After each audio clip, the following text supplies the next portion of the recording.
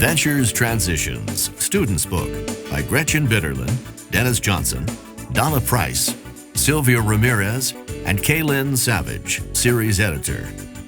This student self-study audio program contains recordings that correspond to Ventures Transitions, published by Cambridge University Press. This recording is copyrighted.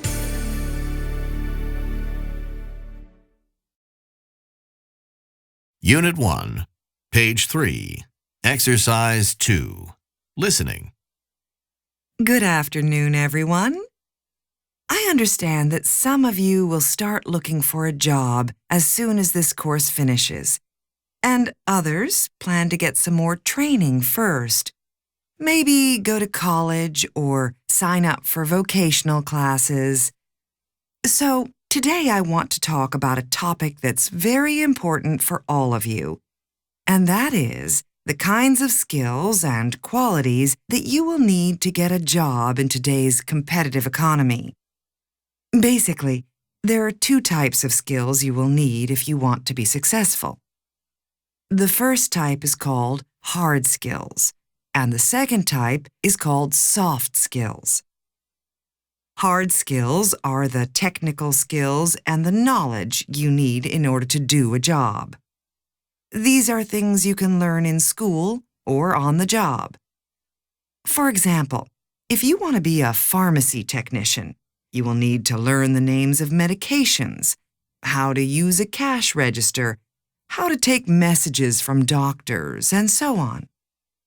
If your goal is to get a job in a factory, then you need to learn how to use the machines and maybe how to operate a computer. These are hard skills. Soft skills are a little harder to define. They include your personal qualities and what we call your people skills. For example, are you hardworking, motivated, reliable, and enthusiastic? Do you communicate well with your classmates and coworkers? Do customers like you and trust you? Those are examples of soft skills. Sometimes people ask me what's more important, hard skills or soft skills? Well, both of them are important, but I think soft skills are probably more important because they're harder to teach and because they are transferable. I mean, you can take them with you from job to job. If you have a good attitude and you communicate well, you will be successful in any job you have. Unit 2, Page 13, Exercise 2, Listening. I'd like to describe two different workers for you, David and Sarah. And while I'm talking about them, I'd like you to think about which one got a promotion, okay? All right, so David and Sarah, they work together in a busy office. Both of them are dedicated to their jobs. They're conscientious and loyal, but their personalities are very different. David is a motivated, optimistic person who enjoys taking on new challenges. It's true that sometimes he works too quickly and makes mistakes, but when this happens, he thinks of it as a learning experience and promises himself that he'll do better next time. All right, now Sarah, on the other hand, judges herself very negatively if she makes a mistake. Although she's really smart and works hard, she often worries that she is not doing a good job, and her feelings are easily hurt when anyone criticizes her. Sarah's expectations of herself are unrealistically high, so she's easily disappointed. Okay, so which worker do you think got the promotion? You're right, David, obviously. He's happy and enthusiastic about his new responsibilities, while Sarah, as you can probably guess, feels like a failure. Unit 3, Page 23, Exercise 2, Listening. The topic of our class today is volunteering, or working to help others without getting paid for it. According to the U.S. government, About 26% of Americans volunteer at least once a year. And I'm sure you know people who volunteer much more often, maybe even once a week. If you've ever volunteered anywhere, then you know that volunteering can be a very beneficial experience. Although you don't earn money, you can learn a lot about the world of work. Volunteering can be a type of on-the-job training. Also, you can meet wonderful people and feel good about helping them. There are all kinds of places to volunteer, and each place is looking for people with different abilities. If you are interested in working with children, you could become a tutor and help them with their homework, or volunteer in a daycare center. If you enjoy working with elderly people, you could volunteer your time in a nursing home. If you like building things, you could volunteer for an organization that builds low-cost housing for people who don't have much money. Other volunteer work you might be interested in could be removing graffiti from public places, or working at a food bank to put together food boxes or baskets for low-income families. Volunteer work can also take you overseas. If you're interested in working in other countries, you could become a language tutor. Or, if you have medical skills, you could volunteer to help in health clinics around the world, like so many doctors did following the earthquake in Haiti in 2010. So, whether you're volunteering to gain experience for a job, or you just want to help others, there are many opportunities for you to be involved in your local community or the larger global community.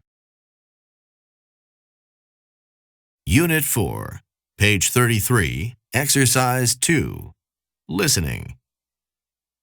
I know that some of you haven't ever had a job before, especially if you're a full-time student. So I thought I'd start our workshop today by giving you an overview of the main steps in the job search process. It can be a long process, so let me encourage you to stop by the Campus Career Center anytime if you need help, okay? Okay, so the first step in finding a job is deciding what type of job you'd like to have. What are your interests? What are your hobbies? What are you good at? What kind of experience do you have? It's good to write these things down and then ask yourself, what kind of job fits my interests and abilities? Next, start looking for jobs in your area. One of the best ways to find out about job openings is by word of mouth. You know, through talking to friends, neighbors, and family members. Look online and check out the listings at the Campus Career Center. You can also look in the newspaper, of course. The third step is filling out applications for the jobs you're interested in. For most jobs these days, you can find applications online, or else you can go to the workplace itself. Fill out the job application carefully, and don't lie. Fourth, if you're asked to give references, ask your previous employers to give you a recommendation. If you've never worked before, think of a trusted friend or teacher who knows you well and would be a good personal reference for you. Next, you'll also need to write a resume to send with your application. We'll talk about resume writing at our next meeting. Finally, depending on the type of job you're applying for, you may need to write a cover letter to send in with your job application and resume. A personalized letter that tells an employer how much you're interested in the job could make all the difference in getting an invitation to come for an interview. And speaking of interviews, the hardest thing, after you've done all the things we've just talked about, is waiting for the phone call asking you to come in for an interview. While you're waiting, make good use of your time. Keep studying and developing your skills. If you do these things, I promise that sooner or later you'll find a good job. Unit 5, page 43, Exercise 2. Listening. When people meet for the first time, how long do you think it takes them to form their first impression of each other? 5 minutes? 1 minute? Would you believe 3 seconds or less? That's right. 3 seconds for someone to look you over and evaluate you when they meet you for the first time.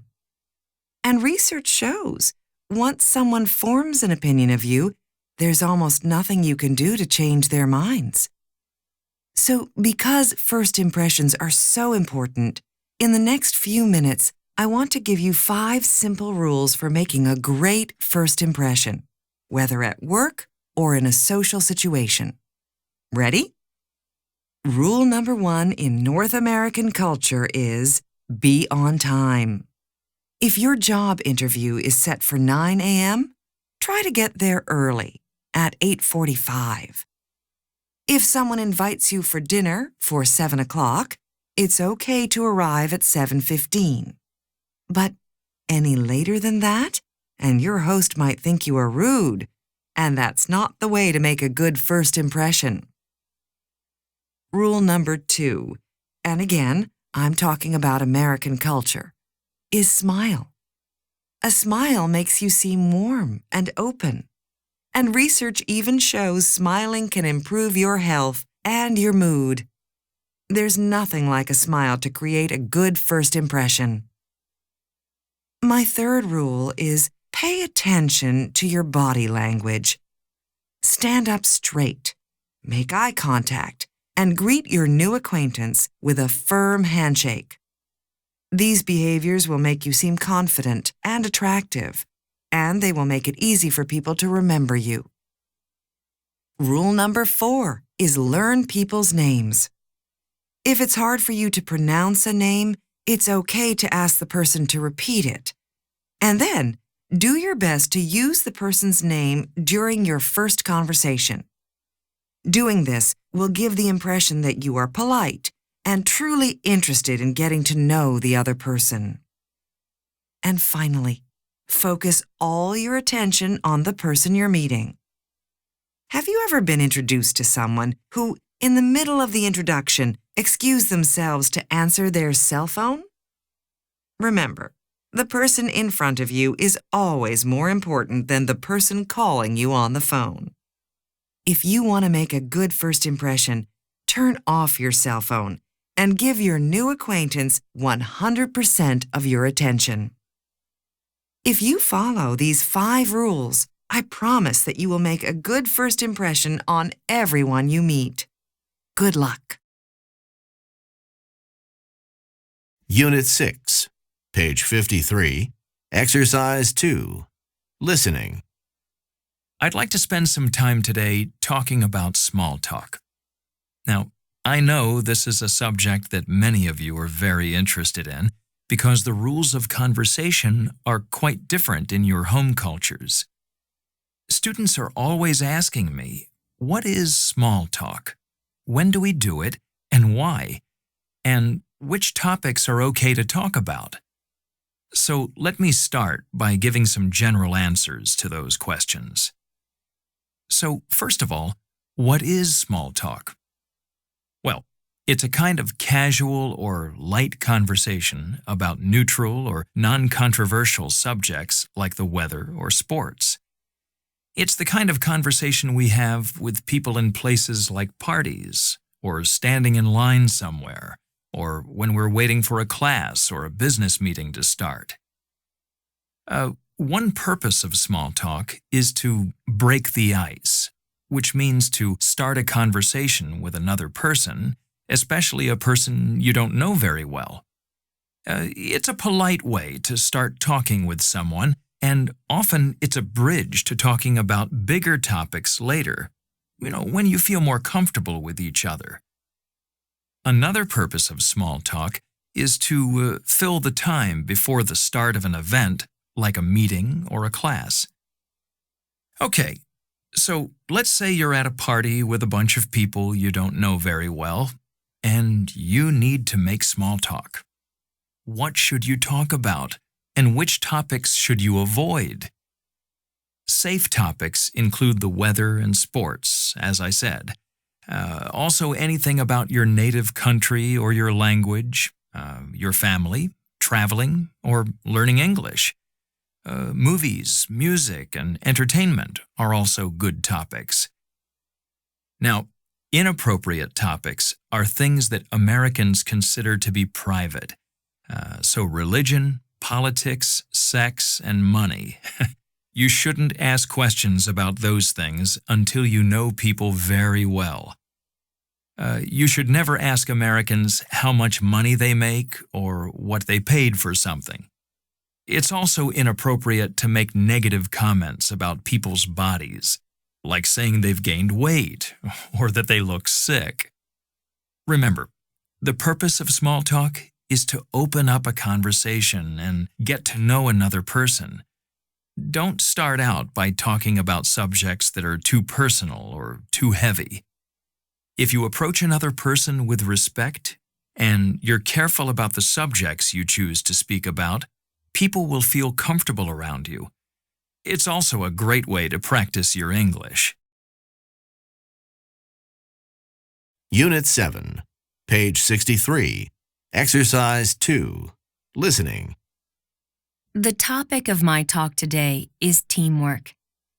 If you've ever had a job interview, chances are that the interviewer asked you what teamwork means to you, or whether you're a team player, right? Well, what is teamwork, and why is it important? Let's start with a definition. Teamwork means working together as a group or team. A long time ago, we only used this word to talk about sports, like a baseball team. But these days, it means any group of people who collaborate. I mean, who work and think together to accomplish a common goal. Just a few examples are a team of workers working to find a way to reduce their company's use of electricity, or a group of students working together to design a park, or a group of volunteers who are working on a plan to raise money for their children's school. Teamwork is important because it makes it easier to accomplish goals. Especially when you have a large project, it's easier and faster to complete the task when you have a team of people with different strengths and abilities working on different pieces of it. So teamwork benefits organizations, but it can also benefit individuals. If you work as a team at your job or school, you will feel more invested in what you are doing because other people on your team are depending on you. Teamwork has other important benefits too. According to research, organizations that use teamwork have better employee and student involvement and reduced absenteeism, fewer people missing work or school because of stress or illness.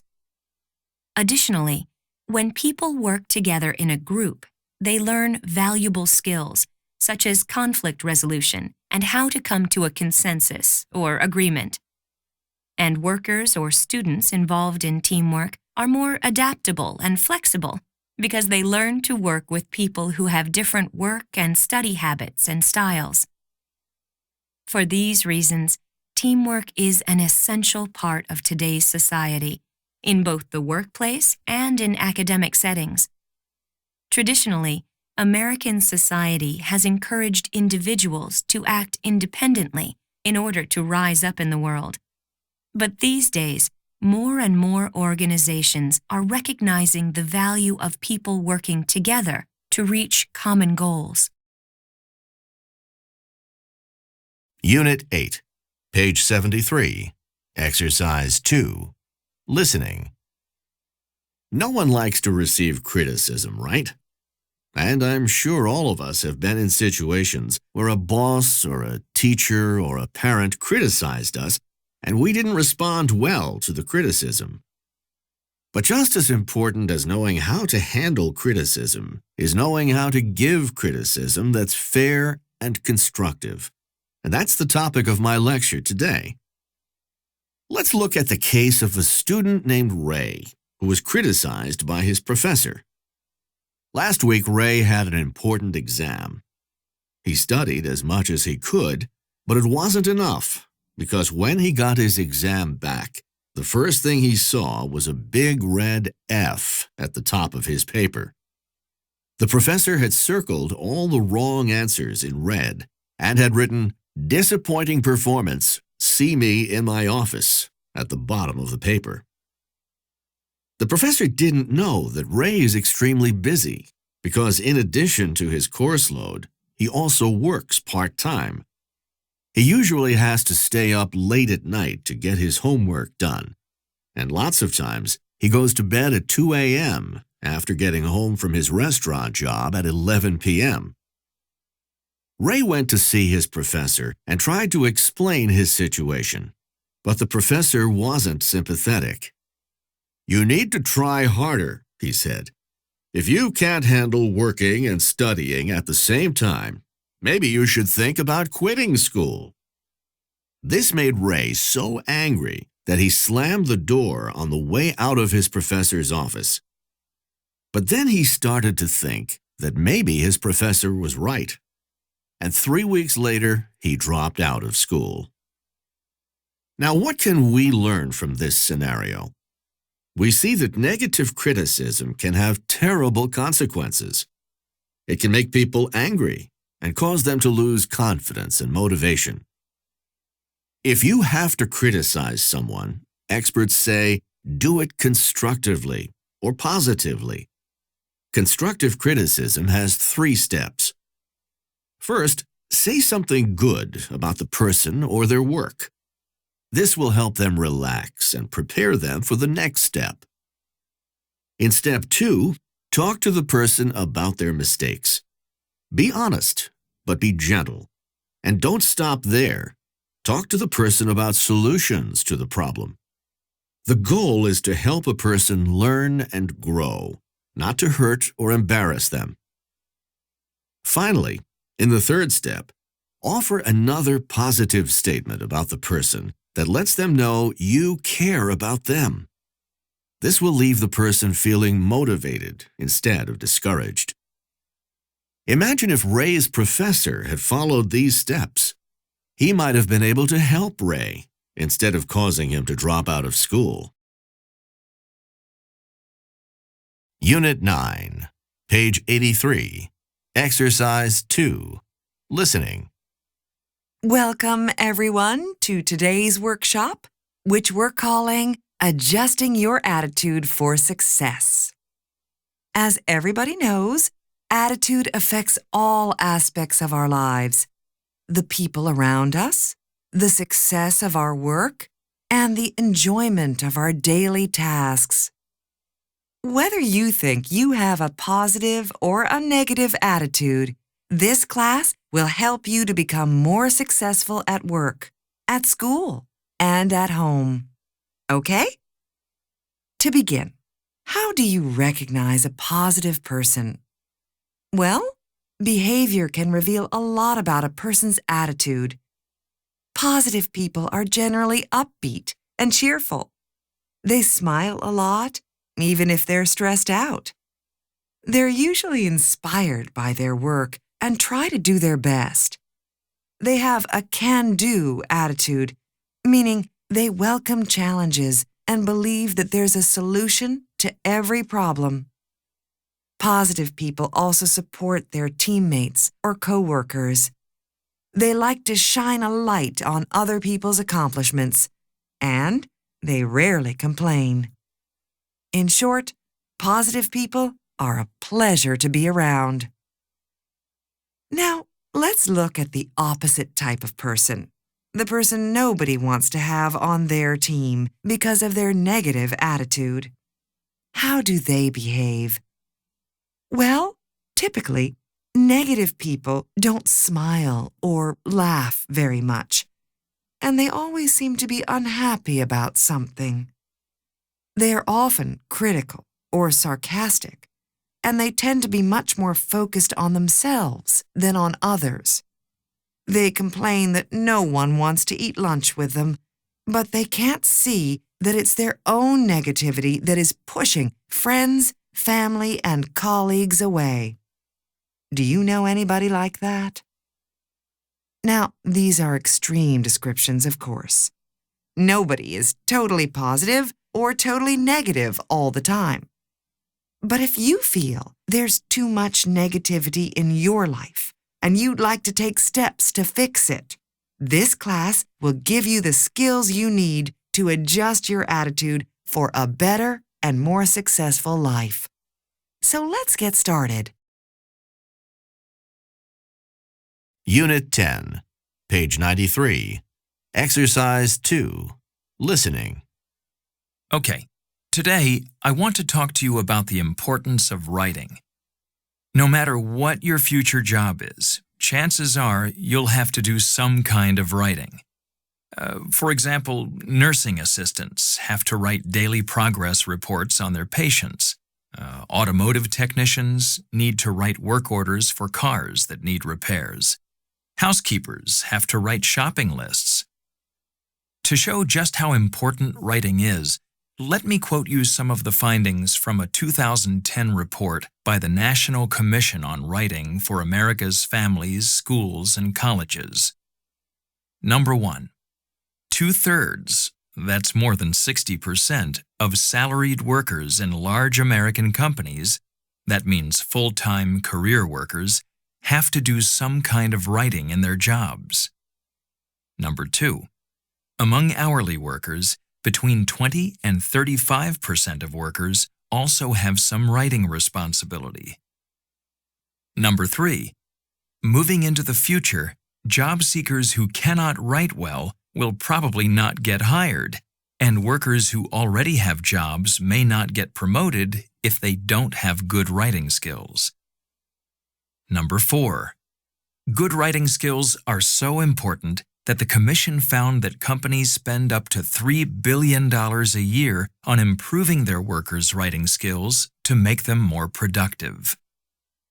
The Commission's conclusion was that in today's job market, writing skills are just as important as math and computer skills.